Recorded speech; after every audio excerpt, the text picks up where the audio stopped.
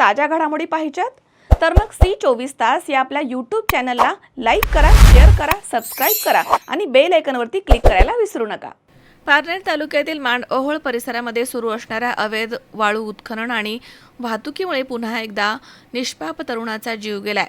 रविवारी 4 जानेवारी रोजी सुमारे 7 वाजता मांडओहोळ नदीपात्रामध्ये अवैध वाळू वाहतूक करणाऱ्या भरधाव डंपरनं बोकनकवाडी ते वासुंदा रोडवरती दुचाकी स्वाराला जोरदार धडक दिली। या भीषण अपघातामध्ये संतोष नरे यांचा जागीच मृत्यू झालाय। अपघात इतका भीषण होता की दुचाकीचा पूर्णपणे चक्काचूर झाला आणि परिसरात हळहळ व्यक्त होतीये। या घटनेने संतप्त झालेल्या ग्रामस्थांनी, युवकांनी आणि कार्यकर्त्यांनी तात्काळ प्रतिक्रिया देत मंगळवारी 6 जानेवारी रोजी सकाळी 10 वाजल्यापासून टाकळी डोकेश्वर येथील वासुंदे चौकात मुख्य रस्त्यावरती रास्ता रोको आंदोलन छेडलं। शिवसेना नेते तथा जिल्हा परिषदेचे माजी उपाध्यक्ष सुजित झावरे पाटील यांच्या नेतृत्वाखाली हे आंदोलन करण्यात आलं। आंदोलन नगर कल्याण महामार्गावरती सलग 3 तास सुरू होतं। आंदोलकांनी थेट पारनेर तहसीलदारांच्या निलंबनाची मागणी करत प्रशासनाच्या हलगर्जीपणावरती जोरदार टीका केली आहे। मांडओहोळ परिसरामध्ये गेल्या काही वर्षांपासून अवैध वाळू उत्खनन आणि भरधाव डंपरांची बेधडक वाहतूक सुरू आहे, त्यामुळे वारंवार अपघात घडत आहेत। महसूल आणि पोलीस प्रशासनाकडून प्रभावी कारवाई होत नाही असा आरोप आंदोलकांनी केलाय। या अवैध धंद्यामध्ये वाळू माफियांचा समावेश असून त्यांना प्रशासकीय पाठबळ मिळते अशी भावना परिसरामध्ये आहे।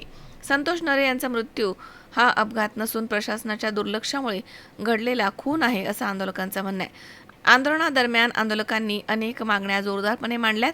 मांडओहोळ परिसरामधील अवैध वाळू उत्खनन तात्काळ बंद करणं, वाळू माफियांवरती कठोर गुन्हे दाखल करावे, अपघातामधील डंपर चालक आणि मालकांवरती हत्येचा गुन्हा दाखल करावा, तसेच महसूल आणि पोलीस विभागानं समन्वय साधून दोषींना कठोर शिक्षा करावी अशी प्रमुख मागणी करण्यात आली आहे। याशिवाय पारनेर तहसीलदारांच्या कार्यपद्धतीवरती देखील आंदोलकांनी तीव्र नाराजी व्यक्त केली आहे।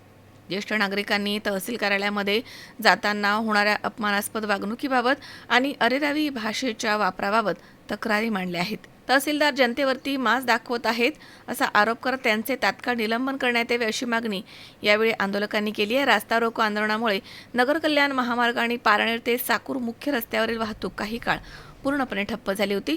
अनेक वाहनं रांगेमध्ये उभी राहिली, मात्र आंदोलकांनी शांततापूर्ण पद्धतीनं आंदोलन केलं। त्यांनी प्रशासनाला निवेदन सादर करत वरिष्ठ अधिकाऱ्यांकडे मागण्या पाठवण्याची विनंती केली। पोलीस आणि महसूल अधिकाऱ्यांनी आंदोलकांशी चर्चा करून वरिष्ठांकडे मागण्या पाठवण्याचं आश्वासन दिल्यानंतर आंदोलन तात्पुरतं मागे घेण्यात आले। यावेळी सुजित झावरे पाटील यांच्यासह ज्येष्ठ नेते, कारभारी आहेर, शिवसेना नेते संदीप कपाळे, उद्योजक संदीप रोहकले, उपसरपंच माऊली वरखडे, मारुती रोहकले, सरपंच विमल झावरे, सरपंच प्रकाश गाजरे, शंकर बर्वे, संतोष शेलार, भगवान वाळुंज, भाऊ सेन तसेच दिलीप पाटोळे, पोमा झावरे, बाळासाहेब झावरे, शरद पाटील, महादू भालेकर, सूर्यभान भालेकर, विठ्ठल झावरे, बापूसाहेब गायके, संतोष ढोकळे, चेअरमन शिवाजी रोकडे, सचिन सेन, संजय भोर, पप्पू कासुटे, इंजिनियर प्रसाद झावरे, इंजिनियर निखिल झावरे तसेच स्वप्नील झावरे, गणेश शिरतार, संकेत झावरे, दत्तात्रय जगदाळे आदी या ठिकाणी उपस्थित होते। आमच्या गावातील कैलासवासी संतोष ऐलाजी नरे 3 दिवस झाले एका डंपरनी, ते देखील वाळूच्या आणि अवैध चालणाऱ्या डंपरनी त्याला उडवल्यानंतर थोडीशी देखील सहानुभूती त्यांना वाटली नाही। मृतदेह फरफटत 100-200 फूट नेला, नंतर ती शांतपणे खाली उतरला।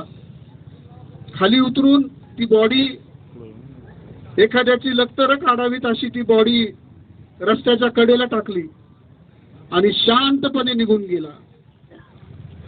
अहो, रस्त्याने एखादं कुत्रं आडवा आलं, आपण जोरात चाललो असलो तर आपण गाडी बाजूला करतो, कुत्र्याचा जीव जाऊ नये। हा माणूस होता, मुलगा होता, त्याच्या मागं छोटी छोटी मुलं, आई वडील, पत्नी।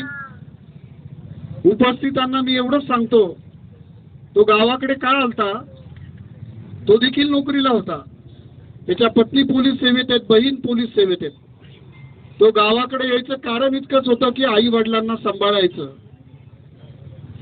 मग त्या आई वडिलांचा श्रावण बाळ गेला असं वाटत नाही का तुम्हाला? 2 दिवस झाले तहसीलदारांना कॉन्टॅक्ट करतायत, मस्त वाल उत्तर देत आहेत.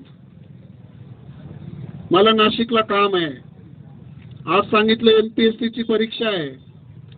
ही परीक्षा नाहीये, ही अंगामध्ये असलेली मस्ती, अधिकाराचा असलेला गैरवापर आणि माझ्या डोक्यावर कोणाचा तरी मोठ्याचा हात आहे, माझं कोणी काही करू शकत नाही. ही जी मस्ती तहसीलदारच्या अंगात आहे ना साहेब, ही लोकशाही आहे. तहसीलदारच्या घरचं राज्य नाही या तालुक्यामध्ये. या तालुक्यामध्ये जर ठरवलं तर तहसीलदारला आम्ही खुर्चीवर सुद्धा बसून देणार नाही. त्या नोकर आहेत आमच्या, त्या मालक नाही आहेत आमच्या.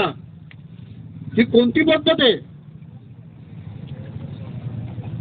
2000च्या लाचेसाठी तुम्ही आमच्या मुलाला बळी देताय.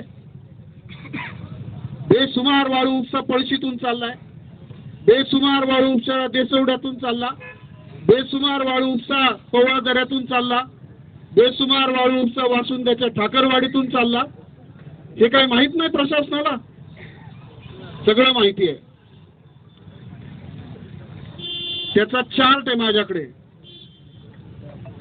कोणत्या कोणत्या अधिकाऱ्यापर्यंत एका गाडीला किती किती पैसे द्यावे लागतात याचा चार्ट आहे. तो इथं उघडू.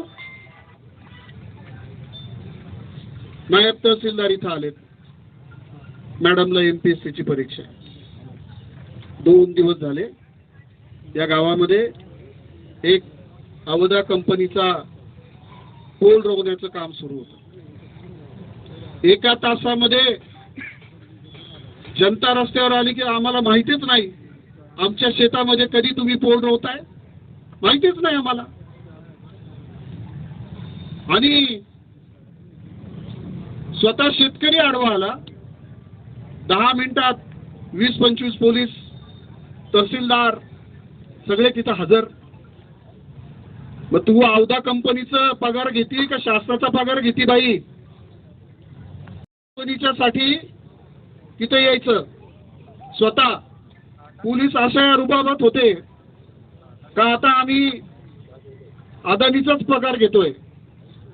अशा पद्धतीने जर वागणूक असेल तर मी तुम्हाला या ठिकाणी अगदी प्रशासनाला निक्षून सांगतो, या तालुक्याला फार मोठी चळवळीची सवय आहे.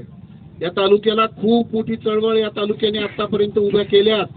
आम्हाला त्या करायला लावू नका. तुमचे अंडे पिल्ले आम्हाला सगळे माहिती आहेत. तुम्ही काय करता, तुम्ही कोणाला रात्रीचं पकडता, कोणाला सकाळी सोडून देता, महसूल खात्यामध्ये कोण कोणाची नोंद कशी लावतात, रात्रीतून नोंदी कशा बदलतात, हे न समजणे इतके बावळट दूधखोळी जनता आमची नाही. पण खरी चीड आली ती एक तरुण मुलगा रस्त्यावरून आपल्या घराजवळून जात असताना एखादा डंपर जोरात येतो, त्याला बेदरकारपणे उडून जातो. उडून जाऊन त्याला फरफटत मागच्या टायरला लटकोट लांब फरफटत नेतो.